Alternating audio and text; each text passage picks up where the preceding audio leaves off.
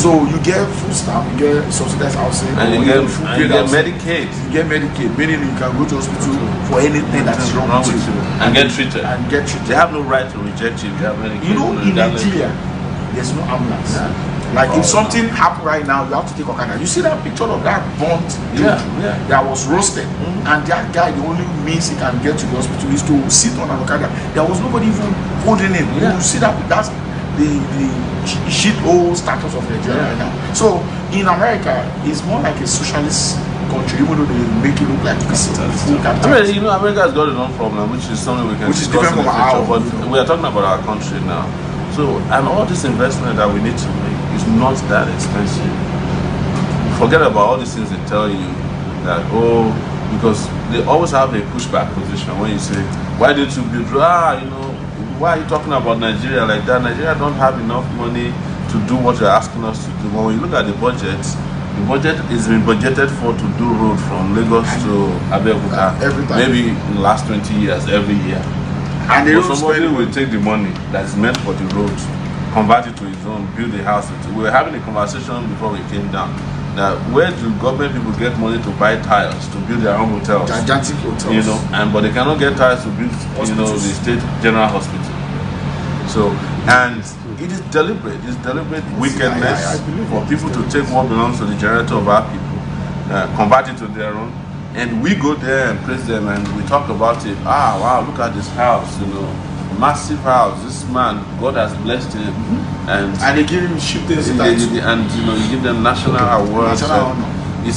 We have to change also our value system, you know, in such a, but that one has to come internally. It's a work we have to do in reprogramming our people. I don't want to say that people are brainwashed. Oh, they're brainwashed. No, the reason I don't say, let me just say, you know, the reason I don't say they are brainwashed is that the people who are governing Nigeria, they don't have the brain power to brainwash anybody. So we are ascribing to them the capacity they don't. I agree with that. Somebody who doesn't talk to you, how can you brainwash you? So probably they employ people to brainwash. You see, just to buttress your point too, I used to tell people when Bengadane was governor in my state, because I like to use my state as an example. He built Ogun State. Yeah, he built conference hotel with good tiles, everything. The same year, he built hospital in my local government, the Acton General Hospital. That Acton General Hospital is dilapidated. There was no bed, but there was bed in the conference hotel. So I was now telling people, they said, well, I shouldn't say that it was rich. I said, okay, is the governor richer than the state? Every bed has a comforter. You understand what I'm trying to say? Like comforters. 5 layers of they have washing machine on it. So why can't we have the same for the guess what? The grass. Some rooms have like 10 pillows. The grass in the conference hotel is greener than the area that we eat. You understand what I'm trying to say? And there's a big, huge bush in front of Acton General Hospital today. So these people are deliberately. So it's a deliberate. They are stupid because they don't have ideas, and they are the wickedness is deliberate. Just like he said, they intentionally do it to make people poor, so that people can be subject to their command. Because, like he said, I don't really believe they have common sense. They are not that smart, but they hired people to help them brainwash the people. Because if you look at it now, it is the same people, the oppressed, the suffer, the downtrodden, that are defending them. They are the one that will tell us, just shut up, how much do you have? Should it be about money or how much help we can give to them? You understand what I'm trying to say? So just to protest your point, these people are evil. You will see the houses they are building in Daurana. It's better than the hospital federal government is building. So when a senator told me that federal government only spent 800 billion or 2.6 trillion, you know, allocated for capital expenditure in 2018. So you expect to spend almost 3 trillion for capital expenditure, and you refuse to spend the money even though the money is on ground. But guess what? The president has never refused to collect his security votes. He has never refused to collect every allocation allocated for I don't want to say White House, Asoro. All his 70,000 million naira babbing fee. If whether he babbed here or not, even when he was in hospital, he's collecting his babbing fee. And they are not babbing the year in the hospital. You understand? So look at that. So they've been collecting all the money as allocated for themselves, and they've been refusing to allocate the money for projects. Because if you build the roads, if you build the hospitals, who are the people that will use it? The poor people. So they don't want poor people to have anything. So that is why I want my president to take his message more to the poor, to let them know that he's fighting for them, he's working for them. It is in their own interest to stop the not even the people they hire to supposedly reward. I've never been able to identify anyone of them. Oh, like Analytica, Cambridge Analytica. Yeah. You know, they hire those white people to but those ones are just, you know, occasional interventions. But they are permanent people that they use. They're not smart. I see the articles in the newspaper. They don't have depth. You know, when they make arguments, because they dominate the conventional media. I mean, they have one of your friends, OOmoyele, is one of those hired. I don't want to react to I don't know him well enough to call him my friend. You know, these are people that we met nominally during, you know, 2015. You know, I wouldn't even say, I think I met Tolu for the first time after 2015 at the social media week in Lagos. So it's not, we don't. So you guys are just like accountants. Yeah, that's right. You know, so, but let's even assume that those ones are hired. So I don't see. These are the ones they hired. They're not smart. They are not exactly. I've had you to you can't sell a bad product even if you have the best salesperson. I mean, like you see Abati that was hired by the previous government to bamboozle us is now deputy governor to Roji. Yeah. So that tells you something. Now let's speak of this, because presently now Nigeria. When I was in Glasgow, I usually think, well, I believe things were really bad, but since I came down to this place, I found out that it's actually worse. It's like Nigeria is underreported, right? Oh yeah. I've seen children begging, and the numbers has been like sort of increasing and all of that. And there's no sign, there's no hope that it's going to change. Everyone is busy about 2019 right now and all of that, but it's someone like you, right? People can have something to look up to, something new, something fresh, and the rest of that, right? Let's take, this issue of unemployment, poor education, and so on and so forth. The poverty, spreading poverty, is sort of pushing more people to crime, so to say, because people need to survive. Yeah. Now, Boko Haram guys, I mean, up there, are not mainly Nigerians anymore. We now have a porous border whereby people from the J, Chad, let me stop you in your tracks. It's an oxymoron to claim that Nigeria has porous borders. We don't even have border. If you say that, you are saying that there's a border somewhere and it's leaking in some places. So one of the things I did, so that I'm not in doubt about how bad things are, was to travel around Nigeria. You know, on ground, by air, in some cases by water. And I've done all of it since I started 9 months ago. I went up to a place called Jimba, and this was live stream. It's a border town between Nigeria and I think Nigeria Republic in Zamfara State. They have just one pole, you know, to demarcate the border. You know, it's a transactional border crossing between our immigration department, customs, and whoever wants. You can bring anything to Nigeria. There's a market nearby there where there's human trafficking, you know, weapons I'm sure have been sold. What I've said, and it's true, is that there is this country is vast land of ungoverned territory. Yes, nobody is governing a huge swath of land in Nigeria, and that has led to the creation of ungovernable parts of the country. And what is ungovernable? The moment there is vacuum in leadership or governance, some elements will take over whatever they can take over. So you go to Niger Delta, you walk into a market, somebody will alert you and say they are in charge of this market. That they are not police, they are not government. They are governing the place, and they are rendering the place ungovernable for government. The same thing is happening along the borders. We don't have any border police. We don't have any border demarcation. You know, so they don't even have like milestones. So you're just walking and out. You know, you pay your regular fee to customs, depending on who is closer to you, or depending on what you are bringing in.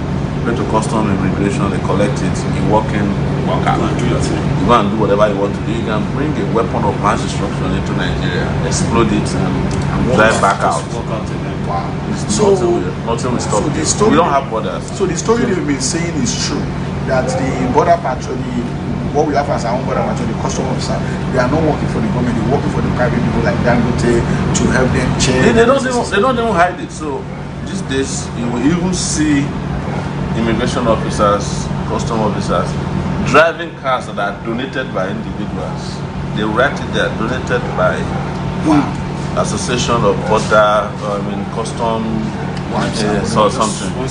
In Port Harcourt, we are accompanied by 2 police cars that were donated by Dangote Foundation.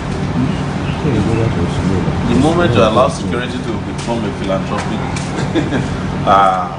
process, then how do you then send the police to go arrest Dangote if you commit a crime? I visited the state border access. They have the custom vehicles are donated to them by the locals, probably even smugglers. The locals, do you know what they told me? They said Dangote gave guns to Nigerian security to kill them. I said, why will you do that? They said, well, because they import 1 or 2 bags of rice to eat, and that they felt that one is disturbing their own market share. And because of that, because the big people who has given money to the Dangote to border patrol and custom officers to kill anybody at sight, that they decimated all their villages. They've killed their people. That all the young ones that are growing up in their villages, that they are not from there, they are from the north. I said, why? They said, well, because they felt like that is what is going on. So now that story is true, that our government apparatuses, they are working. They have been privatized. Yes. So what I'm going to do about security generally, if you don't mind sharing, because we know all these problems now, right? Yeah. And I keep saying that all we need is just a political will.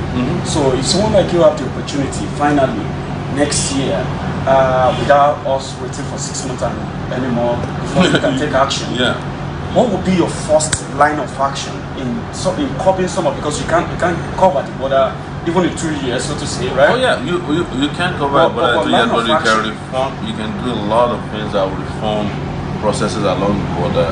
You can create artificial borders.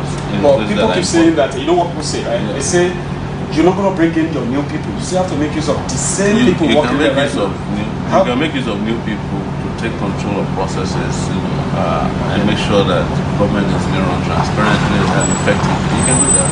The president has the capability to hire over 10,000 people. When Buhari had the chance, he hired dead people. You saw that. So I'm not going to take 6 months to appoint ministers. It takes place that first week of swearing in, if not the day of swearing in. Ministers will be announced, and all the people that are needed will be brought in immediately. In charge of border security. We bring in people who are technologically required. Because a lot of the processes that we need to handle can also be automated. We can be checking our borders without necessarily putting too many officers there. We have technology that can even look at our borders around without, we have unmanned area vehicles that can be checking borders for us, look at where they are porous, make our agents move there immediately. We can create artificial borders in very horrible places where there's frequency of intrusion by these characters, but here we're talking about people who are only interested in border where it is lucrative. So everybody wants to work in Owode, they want to work in Benin Republic, Cotonou, they want to work at the airport, they want to work at the port. Nobody wants to work in Zamfara because it's not lucrative. So when you have a government that is doing its job, that is doing what is right, and is effectively doing that, everybody will sit on. What is interesting is that we have met civil servants in the course of doing this who said to us, look, the reason we are doing what we're doing is because everybody's doing it. If someone comes out to say we cannot continue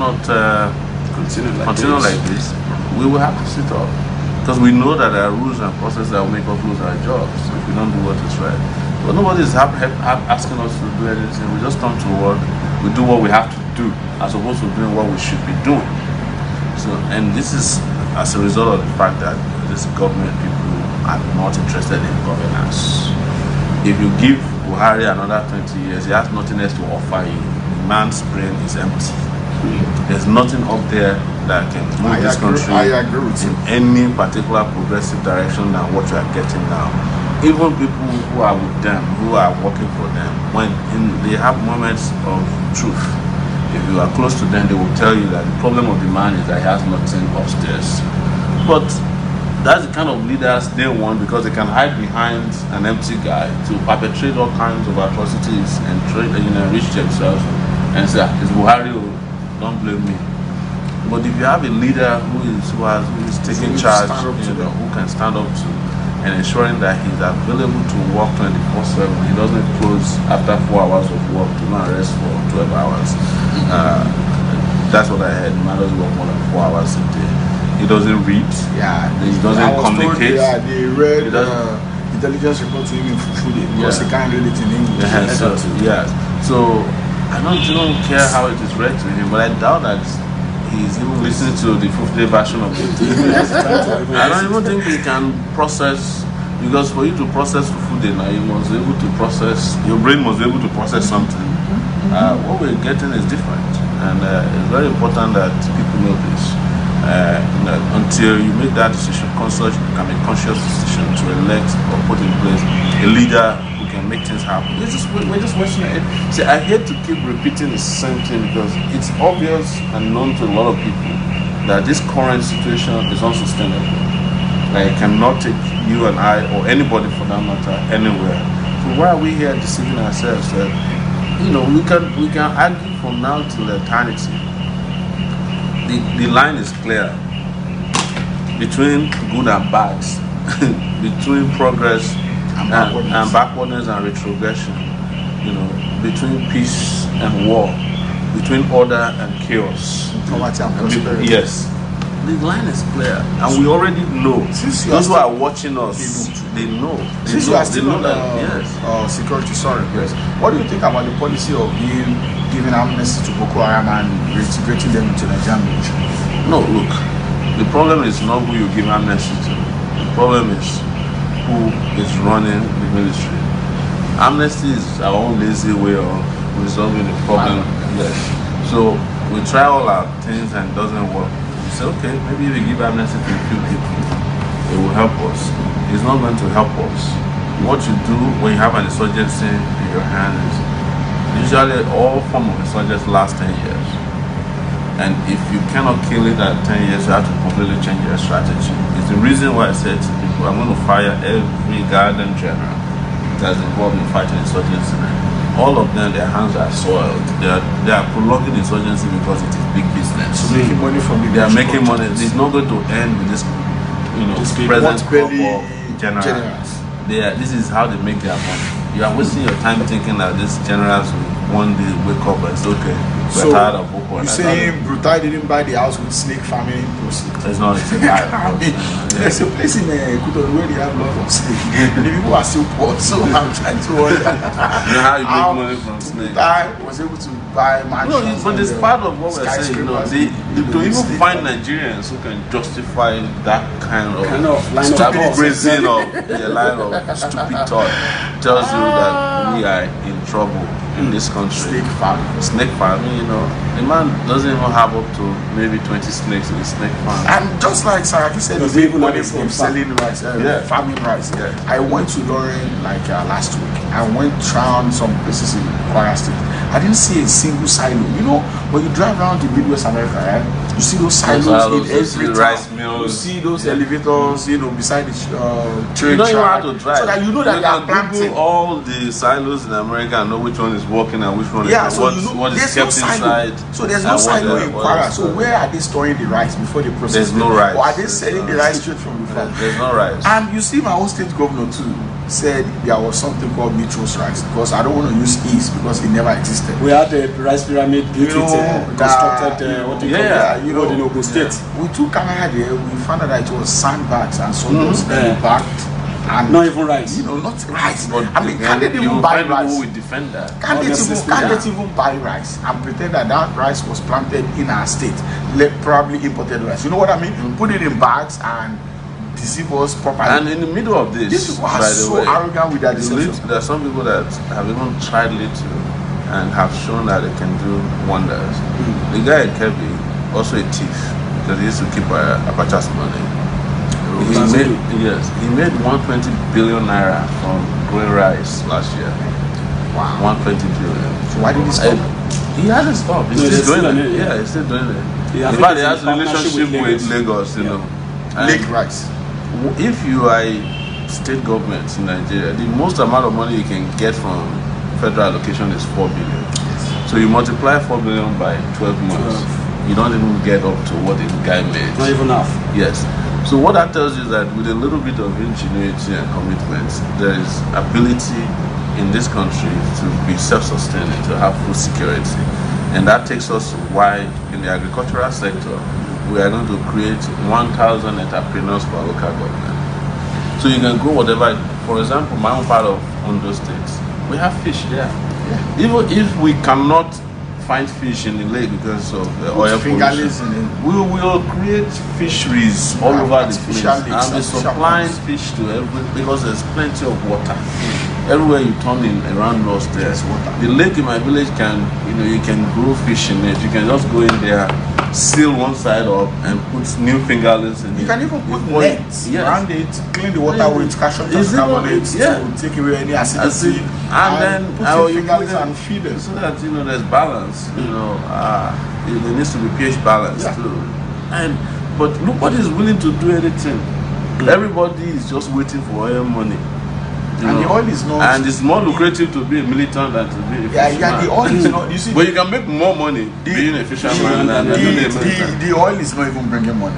This is a field I wish I could tell Nigerians. Yes. I know much about oil business. Yeah, do you know that industry. NNPC is yet to make profit since 1979? If you put NNPC on the table as a company like UAC, like another company, they don't make profit. Yeah. Every of their investment in joint venture is coming from federal budgets. Yes. And they never bring in profit.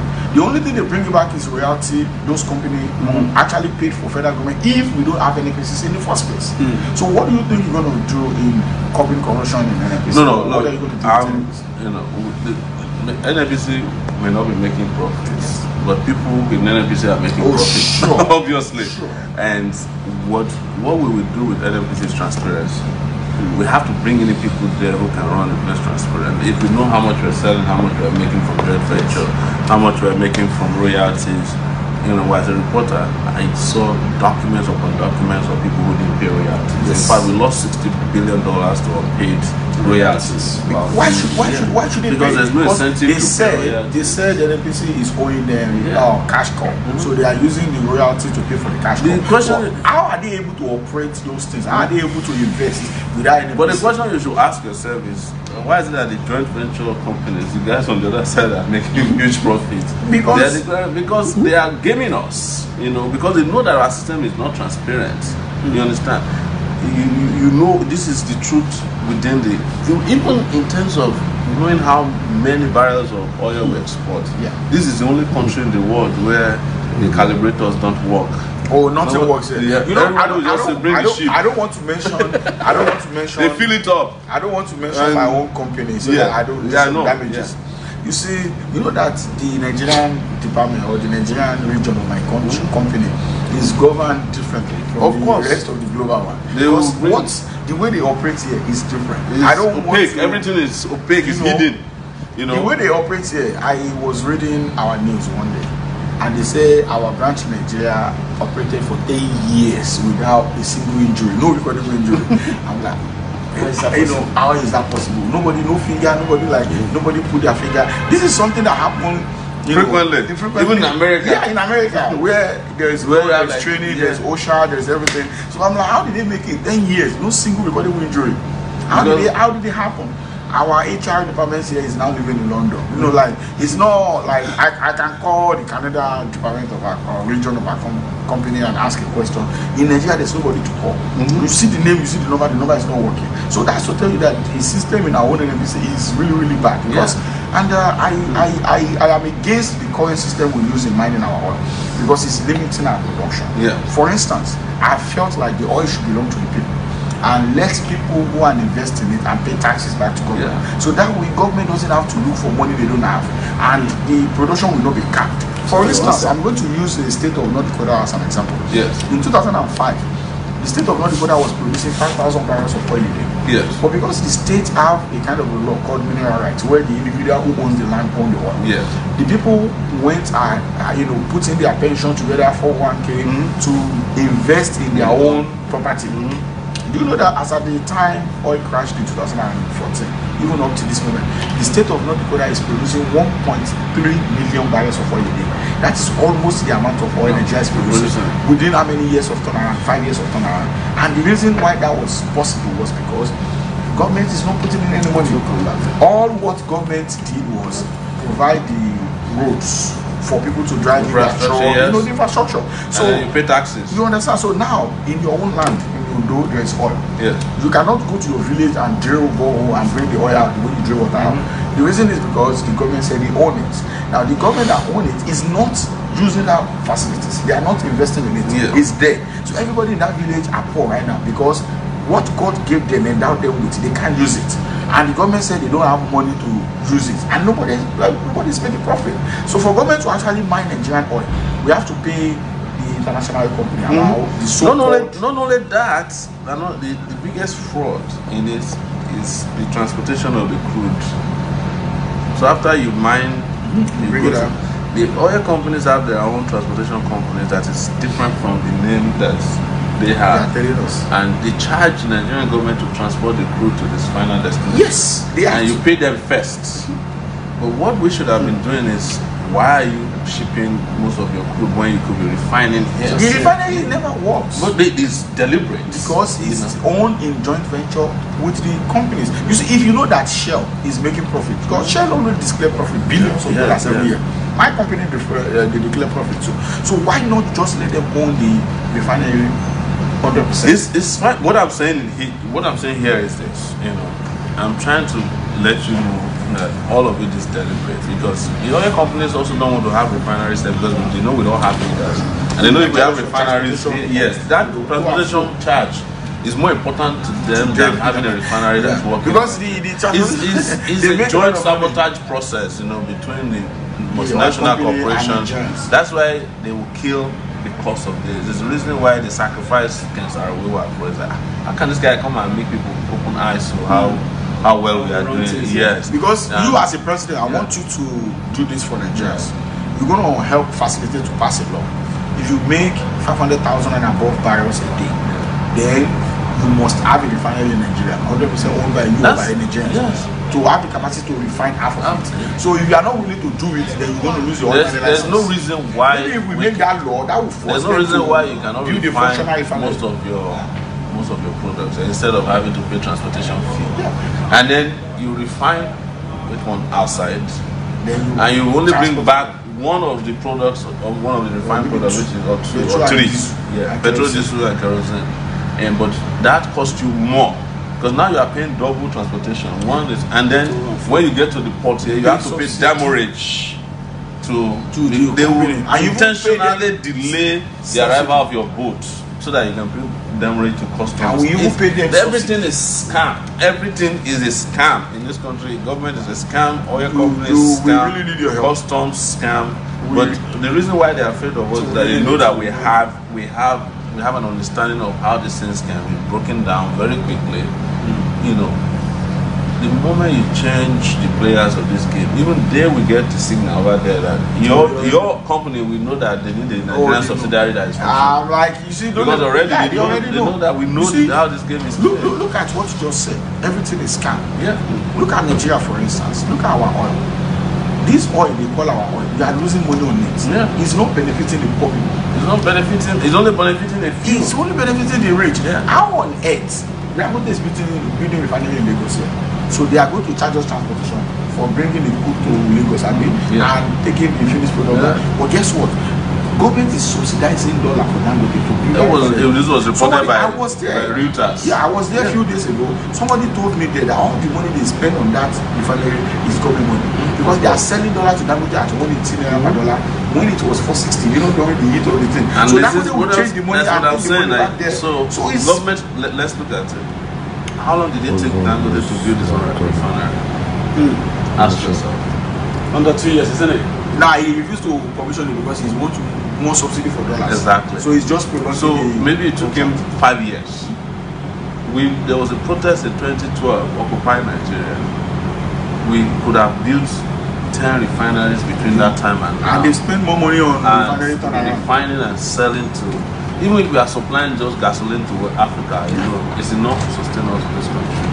But nobody's interested. But we are subsidizing an individual who is building and his refinery will come on stream. And he keeps delaying it. You know, they're subsidizing him. They are killing landowners because of him. But we cannot do that for Nigeria as a whole. So we have been here and amazing conversation. I have to thank you. I'm excited. You have a lot of places to touch as well. And a lot to say. As we say, there's always a lot to say in a little time. We'll keep using every ability. We are working together, ladies and gentlemen, with these great people here and their party in Ogun State, across Nigeria. We're going to take our country back. There's just no going back. Thank you. I want you to please give assurance to Nigerian youth. We are doing this because of them. Because the elders already told. Look, let me say this to you. I'll say it differently. I'm doing it for myself too. This is enlightened self-interest. That I don't want to die in America. I don't want to be in second slavery forever. And I want a country where this is December. Look at the weather, how it feels. In America now, we'll be depressed because of winter. Yeah, because it's strange. And this is Nigeria year round, nice weather. What is lacking is infrastructure to support great life. The more we put it in place, no Nigeria will be going anywhere or we want to go and see washing plates or dead bodies. It shouldn't be. We should be able to live here comfortably. We need someone who's going to take the battle. And just to let you guys know that it is possible. Another Nigeria is possible. It's on our fingertips. It's on our thumbprint. But if you don't make the very deliberate decision to grab it now, it will be gone almost forever. You know, I met with a musician yesterday, Duncan Mighty. Never met him before. You know, some of these musicians you don't know that they actually are very deep thinkers and that they follow everything. You think it's all paparazzi and you know, flashy things. He was saying it, and it's like I've been following it and I'm saying to myself, man, I'm inspired by somebody who can rise and say things differently, walk the, his talk. And a lot of people out there who are just not confident enough to do what we are doing now because they are afraid, they are worried, they are anxious. No, they have done the worst they can to us. This is the time to do the best they can. Yeah, even if I die today or tomorrow, I have done my own parts, and I will continue to. If there's life after death, I will be doing the same thing I'm doing now, hunting our oppressors everywhere they go. Yes, so that is a very wonderful word of assurance. Yes. What he's doing right now is the best he could do, and the best he know how. That even if there is a life after what he's doing right now, he's still going to do the same thing. And I want Nigerian youth to please wake up. Look at this thing we are all living together. He has achieved something that most people are unable to do in the past 40 years. And that is bringing the hope of possibilities that we can actually chase these people. We are the one working for these people. Like you said earlier, these people are not smart. They're not. So they can't brainwash us. We are the one brainwashing ourselves. We should stop arrogating to them some powers that don't really belong to them. Power that they don't have. So this thing is possible. How can Buhari brainwash people when the man doesn't have brain? Go to your I agree with you. Go to your wards, your polling units. Just talk to your people. If Sowore can get 100 votes per polling unit, that is almost 100 times 63,000, right? How much is that? That's a lot of votes. That's almost that's a lot of votes. So that is what we need. So I want Nigerians to please believe in its possibilities. Don't go outside your boundary. Talk to your mom, your dad, your immediate family, your friends, your school. Share the videos with them. You need 100 people. You see, with 100 people per polling unit, 100 people per polling unit, Buhari cannot win election, he cannot rig it. Because with 100 people per polling unit, on the average, they can only rig election if you allow them to. That is more than the amount of votes that Buhari had, that made him president. So that means it's possible. So we can get it done. All you need to do is let them know about AAC, talk to them about Omoyele Sowore, talk to them about his plans. If you don't know his plans, just go on YouTube, go on Facebook. Bring out one of his videos. Just go on his wall. On his wall. You will see some of his videos. Again and again. Consistently. One thing is one thing is the ultimate goal. let's kick out the establishment. Yes. The fact that they are gone, meaning all their crooked ways will be gone. Yes. You see all these things they've been doing in NNPC, you know, custom. Yeah. Who are the victims of it? We are the victims of it. When they go to village to kill people, they kill innocent people. When SARS arrest people because they have laptop or phone, like right now, you are guilty having. No, they stopped me before because you arrest you. They were wondering where is the receipt? What was my job? We the poor, the masses, we are the victims of these things, and we are the one that can fix it. All the rich people in Nigeria, they are not up to 1,000. All the people owing 90% of all banks loans, they are not even up to 100. So all the corporations that owns all the money in Nigeria are not up to 300. I think they said 350 people. Yeah, less than 100 5.3 trillion naira. So they own more than our budget, our national budget. So I mean more than the part of the budget that is achievable. Anyway, no, they have. We don't even achieve all the. Some of them have gotten new loans again. See, Burundi is one of them, secured by and the federal government. And they don't have collateral for the APC gubernatorial candidate in Imo State is one of them. He collected contracts and he didn't fix it. You know, he didn't execute the contract. So, poor Nigerians, please wake up. Go online, go to Sowore, check out his videos. You can use those videos to explain to your people what his plans are. Okay. Thank you so much for watching, and I sincerely appreciate you for coming. And great thanks for bringing in Maiyegun General. Amazing guy here, you know. It's amazing, and so we'll keep keeping it real, and they will keep following our own mind on this. We won't compromise and we won't give up. There's no going back. We have come this far that we can't even turn back. No, it's too late. So it's better to get to the end of it and see what. And we're close to the end. We're almost there. Yeah, we are close. We are back. That's why we call this revolution now. You know. Thank you so much, Mr. President. I'm so glad to meet you. Thanks so much. Thank you. To the team, to the TakeitBack team all over the world out there.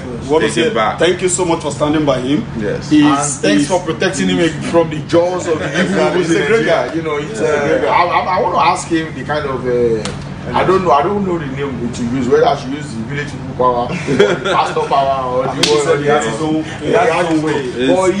It's the people. He's when you are protected by the people, you don't need. I watch his video every day. I say, how is he doing it? I've only been in Nigeria for how many weeks? 3 weeks now. My voice is gone.